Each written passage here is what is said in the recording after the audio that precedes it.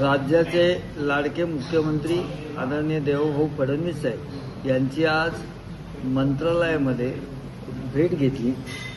आपल्या पालखीचा सोहळा दरवर्षीप्रमाणे सालाबादप्रमाणे यंदाही पालखीचा मुक्काम आपल्या पालखी विठोबा चौकात ज्ञानेश्वर माऊलींची पालखी ही वास्तव्यात असते। गेल्या अनेक वर्ष ती परंपरा आहे, परंतु आळंदीचे विश्वस्त मंडळ असेल, एकंदरीत त्या दिंडी सोहळ्यातील लोक असतील, याची वाढत चाललेली संख्या आणि या बघून तिथं त्या व्यवस्थेला अनेक त्रुटी ह्या जाणवतात। गर्दी खूप होती, त्यामुळे तो पालखी मुक्काम हलवण्याच्या संदर्भात काही चर्चा विनिमय चालू होता।